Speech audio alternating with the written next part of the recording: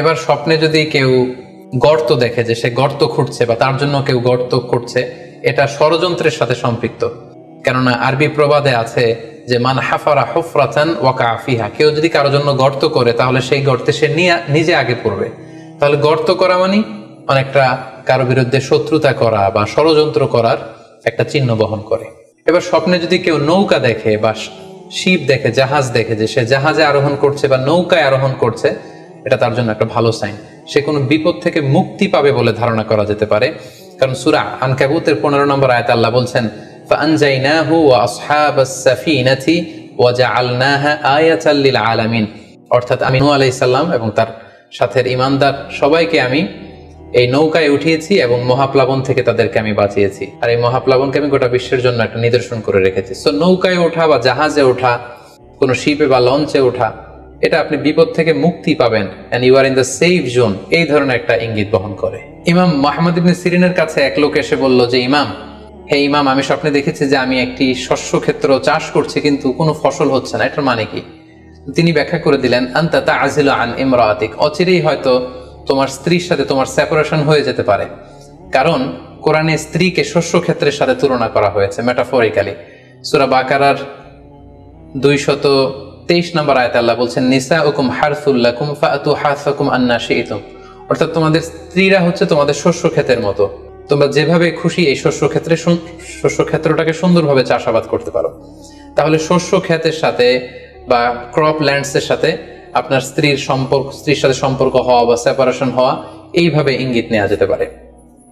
সবশেষে একটি ঘটনা উল্লেখ করার মধ্য দিয়ে আমরা এই সিম্বলিক বা আইকনিক ব্যাপারটা শেষ করতে চাই। সেটি হচ্ছে ব্যক্তির ভিন্নতার কারণে কিন্তু স্বপ্নের ব্যাখ্যাও ভিন্নতা হতে পারে।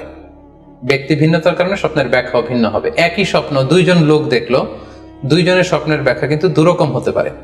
সেক্ষেত্রে আমরা মুহাম্মদ ইবনে সিরিনের একটা ঘটনা উল্লেখ করতে পারি।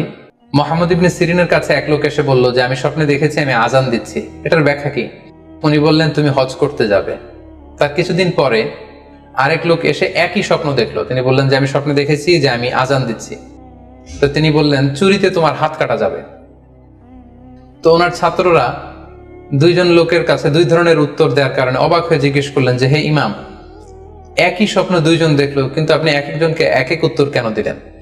তো তিনি বললেন যে এই দুজনকে আমি চিনি এবং তাদের ব্যক্তিগত জীবন সম্পর্কে আমি জানি।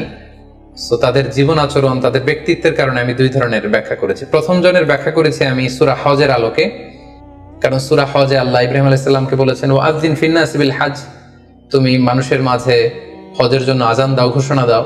সো সেই লোকটি আজান দিয়েছে, তার মানে আশা করা যায় সে হজে যাবে।